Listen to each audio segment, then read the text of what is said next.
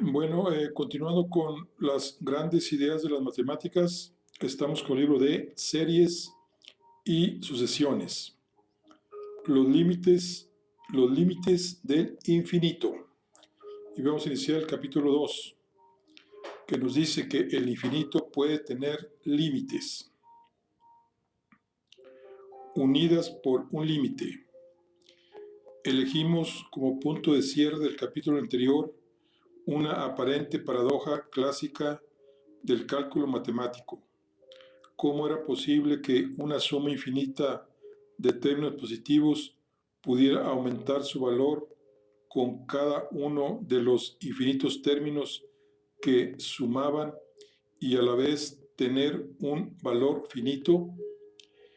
Vimos como la intuición de que una suma infinita de términos positivos debería ser también infinita nos puso sobre la pista de que la serie armónica debería cumplir dicha condición y presentamos la demostración rigurosa de Nicolás de Oresme, que Nicolás de Oresme encontró a dicha intuición. Por otra parte, llamamos la atención sobre el hecho de que existían otras series que también cumplían la condición de ser sumas infinitas de términos positivos, pero que parecían contradecir dicha intuición y se mostraban incapaces de rebasar determinadas cotas superiores por muchos términos que añadiéramos. En el capítulo anterior nos limitamos a denunciar este hecho valiéndonos de la evidencia empírica que nos ofrecía nuestras máquinas de cálculo. En este capítulo vamos a justificar con más rigor cómo puede suceder esto, la aparente paradoja de que el infinito puede tener límites. Para comenzar este ataque conceptual, vamos a regresar por un momento de las series a las sucesiones para ilustrar otra íntima conexión que relaciona ambos objetos matemáticos. Ya habíamos explicado que a partir de cualquier sucesión puede construirse una serie sin más que sumar todos los términos de dichas sucesiones. Lo que vamos a añadir ahora es que recíprocamente a partir de una serie podemos también construir una sucesión en la que cada uno de sus términos corresponda a la suma de todos los elementos de la serie hasta un determinado término. A las sucesiones así construidas las denominaremos sucesiones de sumas parciales. Si regresamos sobre algunas de las figuras del capítulo anterior, nos daremos cuenta de que cuando dibujamos gráficos de dos ejes en que representábamos el valor de la suma de los términos de una serie en función de su número, lo que representábamos era precisamente estas sucesiones de sumas parciales.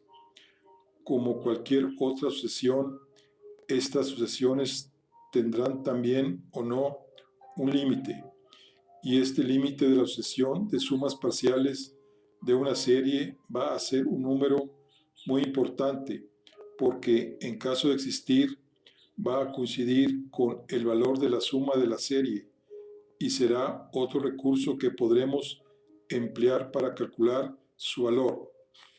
Hasta ahora, la única noción de límite de una sucesión que habíamos dado era la vaga intuición de que era el lugar hacia el que se dirigían los términos de dicha sucesión, pero como casi siempre en matemáticas, existe una definición más precisa de cuál es el límite de una sucesión.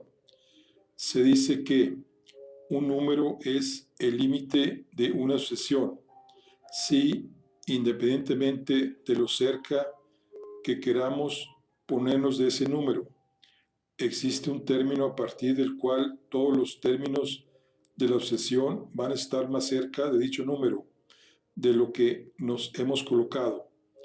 Como casi siempre, ilustraremos esta definición de forma más intuitiva, con un ejemplo. La figura 3 representaba la sucesión de sumas parciales de los pagos que mi colega me iba haciendo para devolverme el dinero que me debía. Empleemos dicha sucesión como ejemplo. Vimos que si mi amigo me pagaba durante el tiempo suficiente, yo podía acumular más dinero del que inicialmente le había prestado.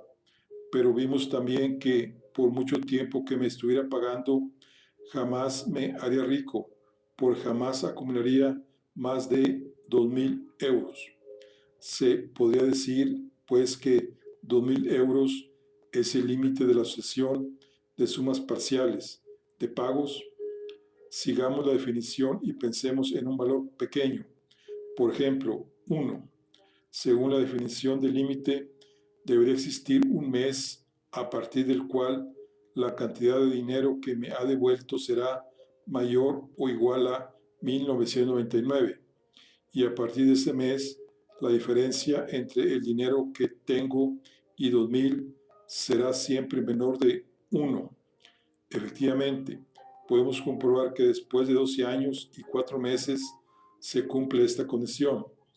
Y si hubiéramos pensado en una cantidad de dinero todavía menor, por ejemplo, 10 centésimos de euro, entonces habríamos tenido que esperar 16 años y un mes, pero a partir de entonces ocurría lo mismo. Y para un mísero céntimo de euro, cerca de 20 años. Todo parece indicar que esos 2.000 euros van a cumplir la definición matemática del límite de dicha sucesión. Nos podríamos hacer una pregunta lícita, y es si el hecho de que exista un valor que cumpla la definición del límite para una sucesión implica necesariamente que hayamos dado con el límite de dicha sucesión. No puede existir algún otro valor que también la cumpliera. Como siempre que lanzamos una pregunta en el texto, dejamos un tiempo al lector para la reflexión. La respuesta es que no. La propia definición de límite evita que dos valores distintos la cumplan. ¿Por qué? Porque entre dos valores distintos siempre va a existir una distancia.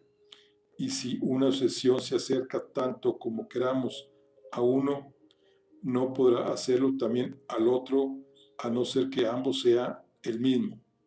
Siguiendo el ejemplo de la sucesión de pagos, de nada sirve tomar un valor tan próximo a 2.000 como se quiere. Por ejemplo, 1999.999.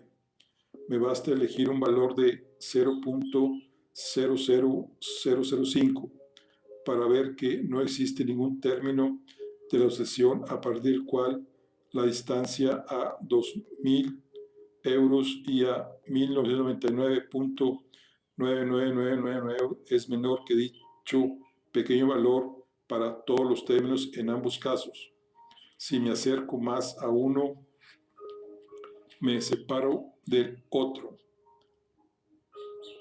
A este pequeño valor que tomamos como referencia lo solemos llamar como a la letra griega con la que lo representamos, épsilon. Bueno, aquí nomás en la figura 4, esta figura 4 viene del capítulo anterior.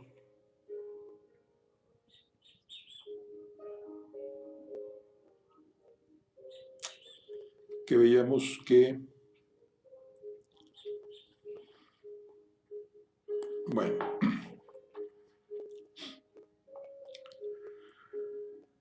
aunque todavía no seamos plenamente conscientes de ello, con esta definición de límite hemos solucionado la paradoja de la suma infinita de valor finito, porque a través de ella hemos introducido de tapadillo la revolucionaria idea de que en un intervalo finito, de hecho tan pequeño como se quiera, ese pequeño intervalo de valor épsilon caben infinitos términos.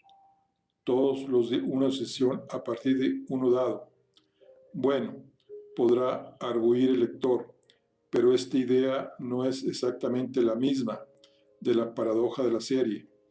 En aquel caso no teníamos infinitos términos de una sucesión, sino infinitos sumandos de una serie. En parte cierto, pero no perdamos de vista que, mediante la sucesión de sumas parciales que se puede construir a partir de cualquier serie, se puede establecer una relación biunívoca entre cada uno de los términos de la sucesión y la suma de los correspondientes valores de la serie. El valor de la serie se alcanza cuando el número de sumandos se hace infinito, situación en la que la sucesión de sumas parciales alcanza también su límite, que como hemos visto, en caso de existir, es único. Luego podemos establecer una identidad entre ambos y decir qué valor de una serie es el límite de su sucesión de sumas parciales. O sea, podemos decir que límite de S sub n cuando n tiende a infinito igual a S.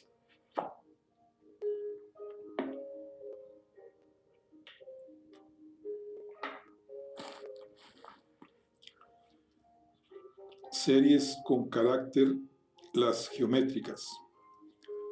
Hasta aquí todo parece sonar muy razonable, pero el lector puede sentir la inquietud que se estén burlando de él.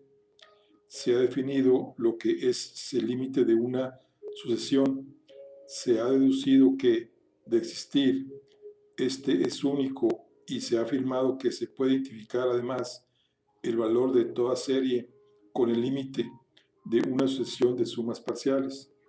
Para ilustrar todo ello, se ha puesto como ejemplo una serie de pagos que supuestamente tenía como límite 2000, pero se ha demostrado realmente que era este su valor.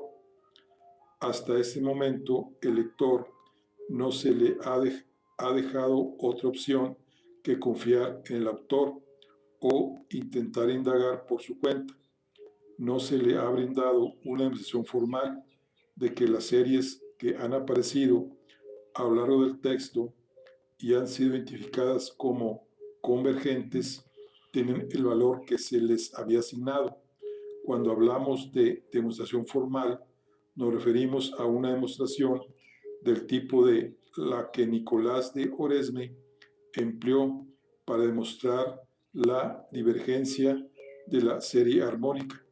A continuación, vamos a presentar una demostración formal de que la segunda serie de la página 28, un tercio más un noveno más 1 sobre 27 más 1 sobre 81, etc., presentada en el anterior capítulo, es convergente y vamos a deducir su valor.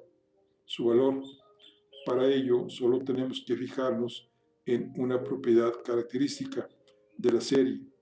Cada sumando de la serie es igual al anterior multiplicado por un factor constante. Para el caso particular que nos ocupa, ese factor es un tercio. Si llamamos S a la suma de la serie, podemos multiplicar este valor por el factor un tercio, que equivale a multiplicar por él a todos sus sumandos, y obtendremos otra vez la misma serie de la que hemos eliminado, como por arte de magia, el primero de sus sumandos de la identidad. Así encontrada podemos despejar el valor de S de la suma de la serie. O sea, S es igual a un tercio más un noveno más 1,27 más 1 sobre 81. A multiplicar los dos elementos por un tercio, de la vez que nos queda S sobre 3 igual, ahora nos queda un noveno más 1,27 más 1,81 más 2,43, que eso es igual a S, si decimos que S ahora menos un tercio.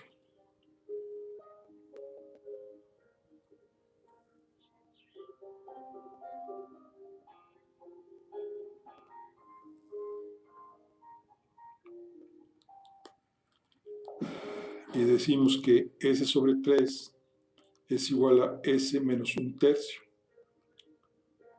y es igual a S por 1 menos 1/3 igual a 1/3 y lo que tiende a S es igual a 1/3 entre 1 menos 1/3 igual a 1/2 y así demostrar que su valor es de S es igual a 1/2. Entonces demostramos que esa suma equivale a 1/2. Como adelantamos en el capítulo anterior, tras conocer sus antecedentes, al lector no le sorprenderá saber que Nicolás de Oresme fue también capaz de una demostración como la que acabamos de hacer.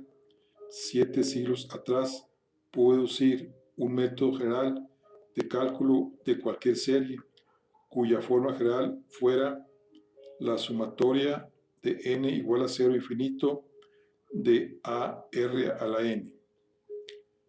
Al término r, Oresme lo llamó 1 sobre m, con m mayor que 0, puesto que asumió que el valor r era menor que 1 y mayor que 0.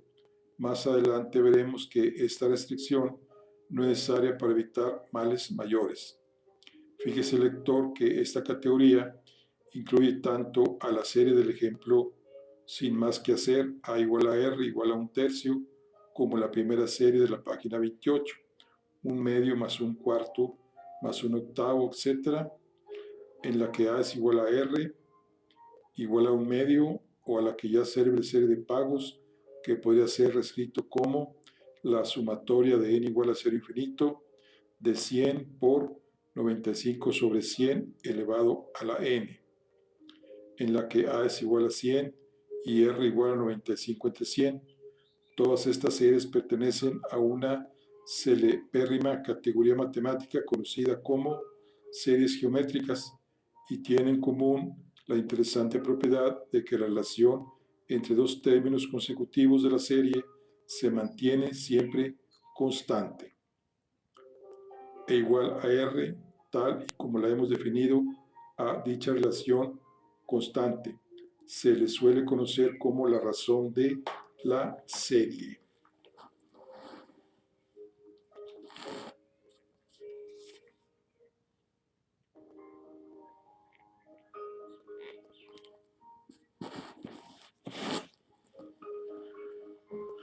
A esta propiedad se conoce también en contextos más amplios como autosemejanza, puesto que contiene la idea de que el objeto matemático que la posee se parece a sí mismo en el sentido de que las propiedades del todo se reproducen en sus partes.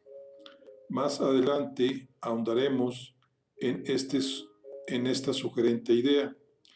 Esta propiedad permitió a Nicolás de Oresme deducir una relación entre el primer término de la serie y su suma a entre s, con la que podía calcular el valor de la serie a partir solo de sus dos primeros términos.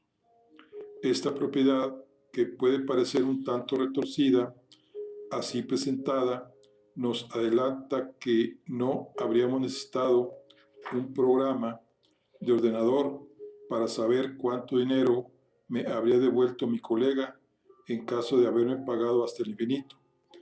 Nos habría bastado saber que cada mes me iba a pagar un 5% menos que el anterior para tomar los pagos de los dos primeros meses, aplicar la fórmula de Nicolás de Oresme y calcular S es igual a 100 por 100 entre 100 menos 95 igual a 2000.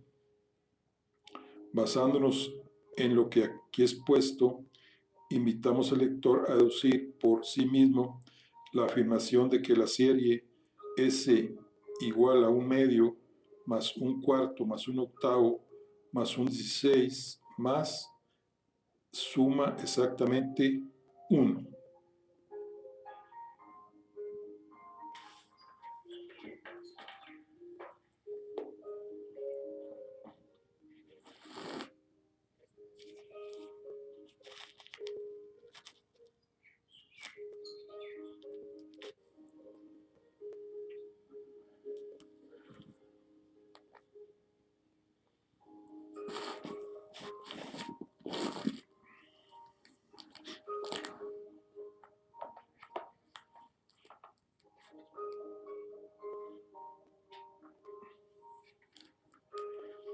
eso que os hace tan especiales. La carta de presentación de las series geométricas en esta obra puede dar lugar al equívoco de creer que son un constructo matemático más reciente, si es que se pueden considerar recientes las matemáticas de la tradición escolástica de la Edad Media. Pero lo cierto es que estos objetos han acompañado al pensamiento occidental desde la Grecia clásica en forma de aporías de corte filosófico. Si el lector, además de por las matemáticas, está interesado en la historia y la filosofía clásica, tal vez le resulten familiares las paradojas o aporías de Zenón. Zenón de Elea fue un filósofo griego del siglo V a.C., discípulo de Parménides. Ambos pertenecieron a la denominada escuela eleática, en referencia a su ciudad de origen en la península de Anatolia. Ya en aquella época, los pensadores griegos de dicha escuela se preocupaban por conceptos como el continuo, el infinito y las relaciones entre espacio, tiempo y movimiento. De entre las muchas paradojas que se cree que Zenón enunció, casi una decena han llegado a nuestros días mediante descripción completa. Entre ellas destaca por su difusión el célebre grupo de las paradojas del movimiento.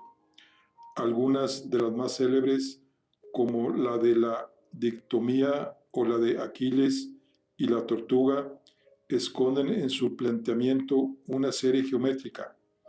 Consideremos una paradoja como una idea que encierra una aparente contradicción entre sus términos o resulta contraria a la lógica.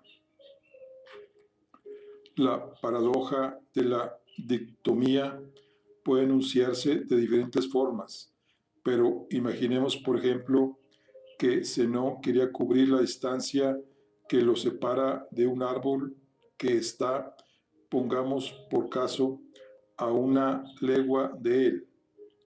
Una legua marina es igual a 5.55 kilómetros. Zenón planteaba que antes de correr la distancia completa que lo separaba del árbol, habría de cubrir en primer lugar la mitad, o sea, media legua. Una vez lo hubiera hecho, le quedaría la otra mitad por recorrer y habría de cubrir primero la mitad de la distancia que le quedaba, un cuarto de legua.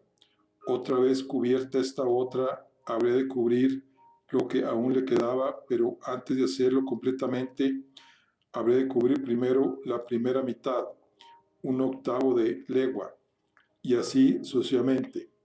Zenón sostenía que, dado que para llegar al árbol o por extensión a cualquier otro lugar, habría de cubrir una infinita suma de distancias, cada una de las cuales le llevaría un tiempo recorrer. El total para llegar al árbol sería la suma de los infinitos tiempos que emplearía en recorrer cada una de esas distancias. Según él, no debería llegar jamás. De este hecho concluía que el movimiento no era en realidad posible y se trataba de una ilusión o una trampa de los sentidos. Si Zenón de Elea hubiera tenido ocasión de conocer a Nicolás de Oresme, tal vez habrían tenido la oportunidad de discutir sobre la idea de que una suma infinita puede tener valor finito y de que la relación cinemática entre la distancia recorrida y el tiempo empleado constituye una magnitud física llamada velocidad. Zenón nunca llegó a conocer a Nicolás de Oresme, pero a la inversa, Nicolás de Oresme sí que debió tener conocimiento del trabajo de los clásicos. No es casualidad que la cuestión física y matemática que Oresme trató a lo largo de su vida coincidían en preocupaciones filosóficas tan propias de los eleatas. Volviendo a la paradoja, si Zenón se hubiera acercado al árbol a una velocidad de b sub z, digamos de 1 legua por hora, habría tardado media hora en recorrer la primera media legua, un cuarto de hora en recorrer la mitad de la segunda legua que le quedaba, 7 minutos y medio en recorrer la mitad de la cuarta legua siguiente, generando así la serie de tiempos t igual a 1/2 más 1/4 más 1/8 más 1/16, cuyos términos se corresponden a los tiempos empleados en recorrer los sucesivos tramos escritos como fracciones de 1 hora. Sería capaz de deducir el lector el tiempo total que da lugar exacto, precisamente 1 hora. La paradoja de Aquiles y la tortuga es en realidad una variante de la anterior. En este caso, Aquiles, un poderoso guerrero apodado el de los pies ligeros, por ser considerado el más veloz de los hombres, el Usain Bolt de la época, va a echar una carrera con una tortuga. El reto se antoja tan desigual que se le concede a la tortuga una ventaja en forma de distancia inicial que la separa del atleta y que Aquiles deberá cubrir antes de darle alcance. La velocidad a la que éste corre, b de Aquiles, es muy superior a la tortuga, b sub t, razón por la cual todo el mundo considera que no le llevará mucho tiempo alcanzarla. Ahora bien, Zenón razona que en el tiempo que Aquiles emplea para llegar al lugar del que parte la tortuga, esta, aunque lenta, habrá recorrido una cierta distancia, motivo por el cual Aquiles necesitará un tiempo adicional para recorrer esa misma distancia tras ella. Pero atención, en el tiempo que Aquiles emplea para recorrer ese segundo tramo recorrido por la tortuga, esta, aunque despacio, habría podido recorrer otra pequeña distancia que Aquiles se verá obligado a salvar, también para darle alcance. Esta secuencia puede extenderse hasta el infinito, razón por la cual Zenón sostenía que, contra toda falsa intuición de los sentidos, Aquiles precisaría una infinita serie de tiempos para dar alcance a la tortuga, lo cual haría imposible su empresa. La paradoja introduce la variante de que el objetivo hacia el que se acerca el caminante, corredor en este caso, es a su vez un móvil. La tortuga intenta alejarse de Aquiles, lo cual va añadiendo tramos adicionales al recorrido inicial del guerrero. Esta aparente diferencia entre esta paradoja y la anterior no es tal, es una mera cuestión del punto de vista que adoptemos como observadores.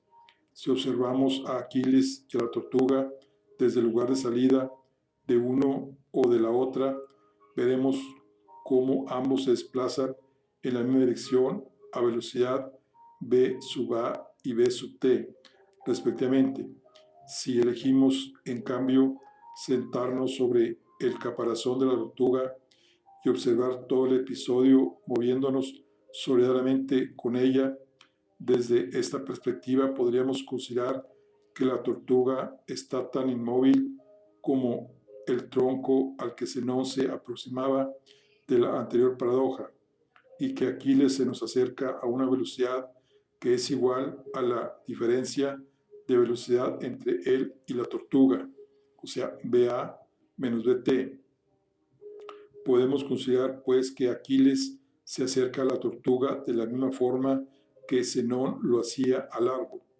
Los sucesivos hitos que Aquiles va alcanzando son L1, el lugar desde el que parte la tortuga, y L2, el lugar al que ha llegado la tortuga en el momento en que Aquiles alcanza L1, etc.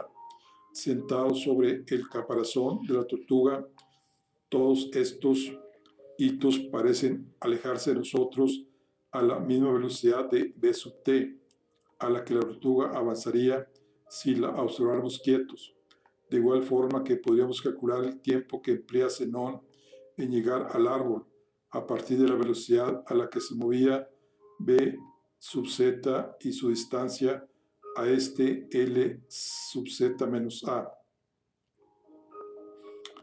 O sea, L sub z menos a es igual a b sub z por t, donde t es igual a L sub z menos a sobre b sub z igual a una legua entre una legua sobre una hora igual a una hora.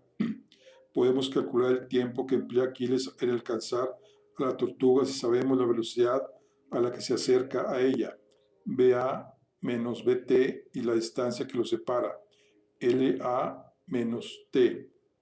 O sea, LA menos T es igual a BA menos BT por T, igual a T es igual a LAT sobre BA menos BT, sin necesidad de construir la serie geométrica de tiempos a la que daría lugar. No obstante, si queremos, también podemos construirla obteniendo idéntico resultado. La propiedad encontrada por Nicolás de Oresme nos permite calcular el valor de la serie del cuadro en función de sus dos primeros términos, de igual modo que hemos calculado el valor de las series de pagos con la expresión es igual a un medio más un cuarto más un octavo más un 16, etc. Si expresamos el valor del segundo término T2 en función del tiempo y hacemos un par de sencillos cálculos, llegaremos a una expresión similar. Expresión en la que hemos tenido en cuenta que la distancia que separa inicialmente a Aquiles de la tortuga es L1 es igual a B1 por T1 igual a L sub A menos T, y que coincide, oh maravilla de la ciencia, con la expresión a la que habíamos llegado mediante argumentos meramente cinemáticos sin necesidad de construir la serie. Fíjese, lector, que la solución encontrada arroja una luz sobre el problema que confirma nuestra intuición. Alcanzar a la tortuga es algo que estaba ciertamente en manos, o tal vez deberíamos decir en pies de Aquiles. No se trataba de una mera ilusión. El tiempo t que le lleva a Aquiles a alcanzar a la tortuga es inversamente proporcional a la diferencia de velocidades, b sub a menos b sub t, entre la tortuga y él. Aunque extremadamente improbable, sí que existe un escenario en el que Aquiles jamás alcanzaría a la tortuga. Necesitaremos contar con una especie de tortuga insólitamente rápida, tanto al menos como el propio Aquiles. En este escenario, el denominador BA menos BT de la expresión que nos da el tiempo T que Aquiles emplea en alcanzar a la tortuga se hace cero, y por tanto el tiempo se hace infinito. Traducido en términos físicos, esto significa que la tortuga y Aquiles avanzan a la misma velocidad, manteniendo constante la distancia que los separa. Una tortuga todavía más rápida que el propio Aquiles dará lugar a tiempos negativos. Esto tiene diferentes interpretaciones físicas posibles. En la primera, dado que, en principio, no existen tiempos negativos, la tortuga se alejaría indefinidamente de Aquiles, que cada vez estaría más lejos de ella. Jamás se alcanzarán. En una segunda interpretación, podríamos considerar que ese signo negativo nos indica que el sentido en que se mueve es el opuesto al inicialmente establecido, y es la tortuga la que persigue y alcanza a Aquiles. No quiero dejar escapar este aspecto de las series geométricas a las que pueden dar lugar cierto problema cinemático, sin contar una célebre anécdota protagonizada por un importantísimo matemático, John von Neumann, estadounidense de origen húngaro. Realizó contribuciones fundamentales en física cuántica, análisis funcional, teoría de conjuntos, teoría de juegos, ciencias de la computación, economía, análisis numérico, cibernética, hidrodinámica, estadística y muchos otros campos. Como podéis sospechar, por la presentación, es considerado como uno de los más importantes matemáticos de la historia moderna, un Nicolás de Oresme del siglo XX. Vamos, esta anécdota nos servirá para ilustrar cómo los gustos y preferencias de cada cual pueden condicionar profundamente la forma de abordar ciertos problemas matemáticos.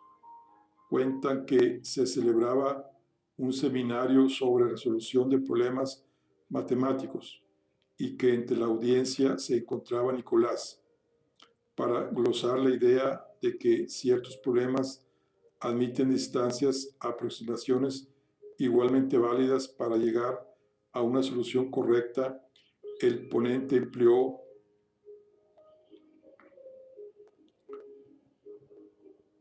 como ejemplo un problema que es una tercera vuelta de tuerca de las paradojas de Zenón. Dependiendo de la versión, se lo puede conocer como el problema de los automóviles y la mosca, los ciclistas y la mosca, los trenes y la mosca. Curiosamente, cambian los vehículos, pero nunca el díptero. El problema se ilustra en la figura 9. Los detalles concretos pueden variar ligeramente en función de la versión, pero en esencia añadiremos un tercer elemento móvil al problema de Aquiles y la tortuga, lo cual se complica un poco más de las cosas. En esta versión, dos ciclistas se encuentran a 300 kilómetros de distancia. Salen al encuentro uno del otro con una velocidad idéntica de 50 kilómetros por hora. El mismo preciso instante en que sendos ciclistas arrancan a pedalear, una mosca despega soliviantada del cuadro de una de las bicicletas y vuela al encuentro de la otra al doble de la velocidad que los ciclistas, o sea, a 100 kilómetros por hora, va. En el momento en que la mosca se encuentra con la segunda bicicleta, invierte el sentido de su vuelo y regresa hacia la primera bicicleta. Este extraño baile aéreo se repetirá tantas veces como sea posible, hasta el instante en que ambos ciclistas se encuentren. ¿Qué distancia habrá recorrido entonces la mosca? Cuenta la anécdota que, transcurridos apenas unos segundos desde que el ponente enunciara el problema, John von Neumann se apresuró a contestar: la mosca recorrerá 300 kilómetros antes de que los ciclistas se encuentren. Es curioso, dijo el ponente. La mayoría de las personas se enreda en el intrincado problema de construir la serie geométrica que la mosca recorre en su trayectoria, en lugar de hacer como el señor von Neumann, quien con buen juicio ha optado por la solución cinemática, que resulta mucho más sencilla de calcular. John von Neumann arqueó las cejas con una mueca que denotaba una mezcla de sorpresa y extrañeza. No entiendo muy bien a qué se refiere con la solución cinemática. Yo he calculado el valor de la serie geométrica. El lector avispado habrá caído en la cuenta de que si al problema de Aquiles y la tortuga le hubiéramos añadido una mosca que volara de Aquiles hacia la tortuga y vuelta, conceptualmente no sería un problema muy distinto del de los ciclistas. De hecho, el problema de los dos ciclistas y la mosca posee unas simetrías. Ambos ciclistas se mueven a la misma velocidad y se dirigen el uno hacia el otro, que lo simplifican. Como en el caso anterior, el problema se puede resolver construyendo una serie geométrica, cuya deducción tal vez no sea tan intuitiva, o como sugería el ponente para sorpresa de John von Neumann, sin necesidad de ella. Desde un punto de vista cinemático, lo único que está ocurriendo es que dos ciclistas separados 300 kilómetros se acercan el uno al otro a una velocidad de 50 kilómetros por hora. Luego tardarán en encontrarse el tiempo que tarda en cubrir la distancia que los separa, que es igual a 3 horas.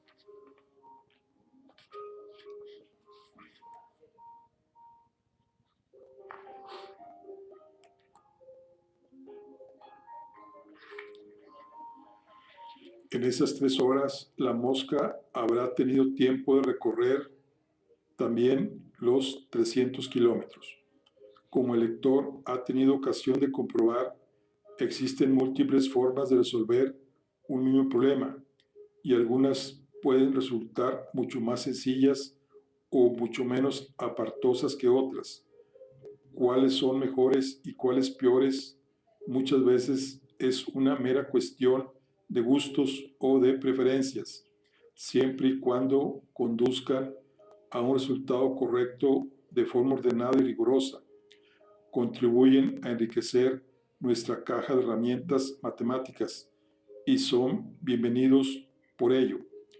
Hemos visto cómo en ocasiones un cambio de perspectiva, una forma distinta de interpretar o de representar un problema puede arrojar una luz que nos permita aprender el objeto con una inesperada claridad, que puede resultar casi deslumbrante. La siguiente sección intentaremos ver las series geométricas de una forma distinta.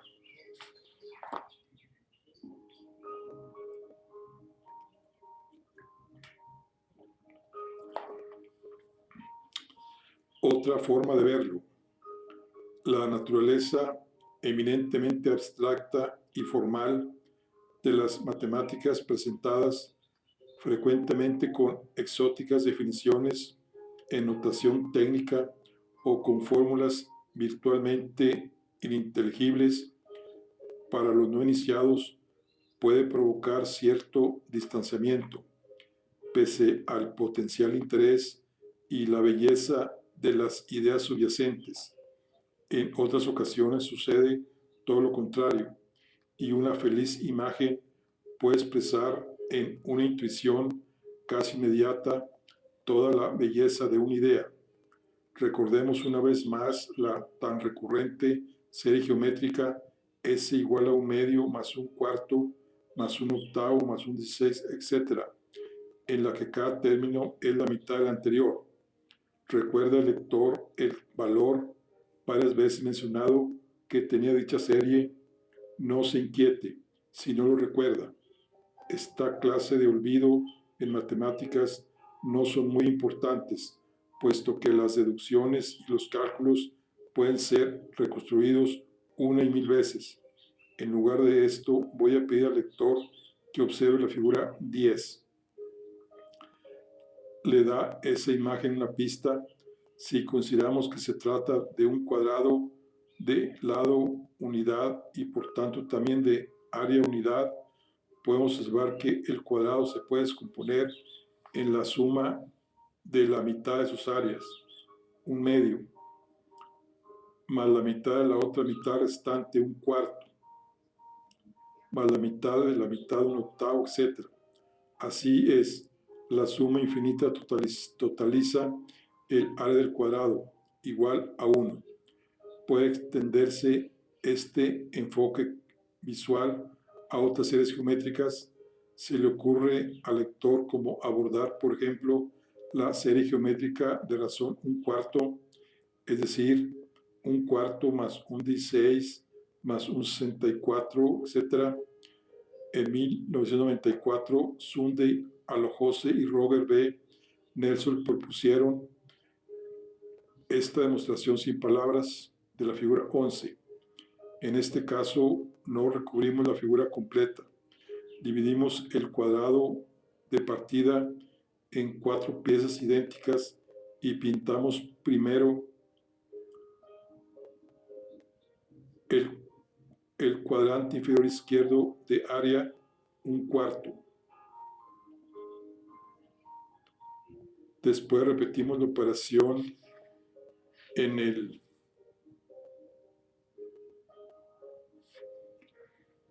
cuadrante superior, al igual que un cuarto por un cuarto al cuadrado.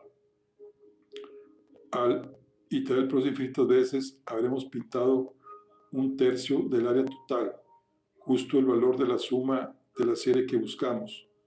Por lo que sabemos, esta fue una de las primeras series infinitas sumadas por un matemático.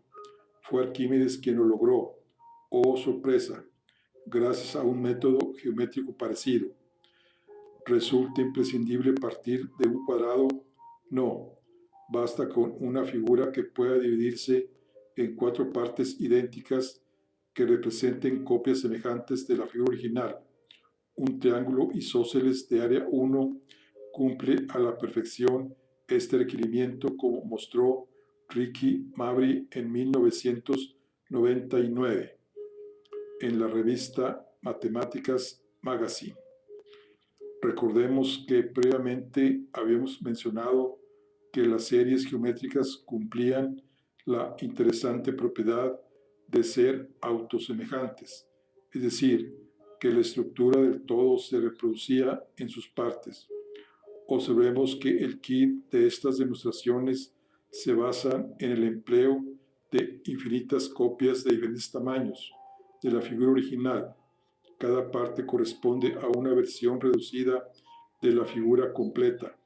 La serie geométrica de razón 1/4 posee demostraciones visuales particularmente simples, porque tanto un cuadrado como un triángulo pueden dividirse con facilidad en 4 piezas semejantes, cada una de las cuales abarca 1/4 del área original. Armado con este conocimiento, sabría el lector determinar qué serie geométrica está sumando el diagrama de la figura 13. Intente averiguar antes de seguir leyendo. El cuadrado de área unidad se divide en 9 copias idénticas. Después pintamos una L formada por 4 casillas consecutivas. El área de dicha L asciende pues a 4/9. Repetimos la misma operación sobre el cuadrado central de área 1/9. La nueva L cubre ahora el área de 1/9 por 4/9, igual a 4/9 al cuadrado. Si iteramos el proceso infinito veces, haremos pintado la mitad del cuadrado original, por lo que este diagrama constituye una demostración visual de la entidad S igual a 4/9 más 4/81 más 4/729, que es igual a 1/2. La autosemejanza puede combinarse con otros principios para construir pruebas visuales muy ingeniosas. O sea, S igual a 1/3 más 1/9 más 1/27 más 1/81 es igual, etcétera, a 1/2. Cada una de las demostraciones visuales anteriores corresponde a una serie geométrica concreta, pero podemos encontrar una demostración visual general para una serie geométrica cualquiera de razón R, donde R mayor que 0 pero menor que 1. Benjamin G. Kleins e Ilse Vivens propusieron en 1998 en la revista de matemáticas la brillante construcción de una figura que está en la figura 15. La anterior no constituye ni mucho menos la única demostración posible. La que sigue, publicada en 2001 por Dewey Points 2000 en la revista de matemáticas, pero que también parece haber sido redescubierta varias veces, utiliza una herramienta conocida como diagramas de araña, habitual en otros campos de la física y las matemáticas.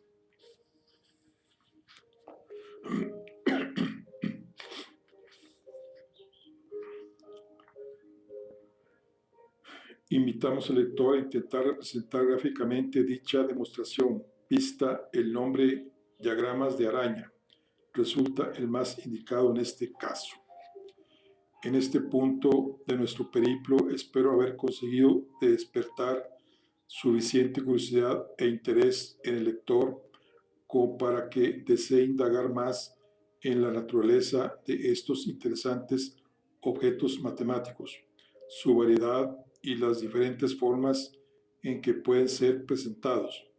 En el próximo capítulo conoceremos a nuevos miembros de la familia y estudiaremos su particular comportamiento en comparación con el de las series encontradas hasta ahora.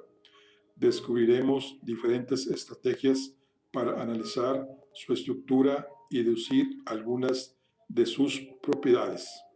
Acompañadme. Bueno, aquí concluimos lo que es el capítulo 2, donde aquí se está demostrando que las series infinitas pueden tener resultados finitos. Nos vemos en la siguiente. Hasta luego.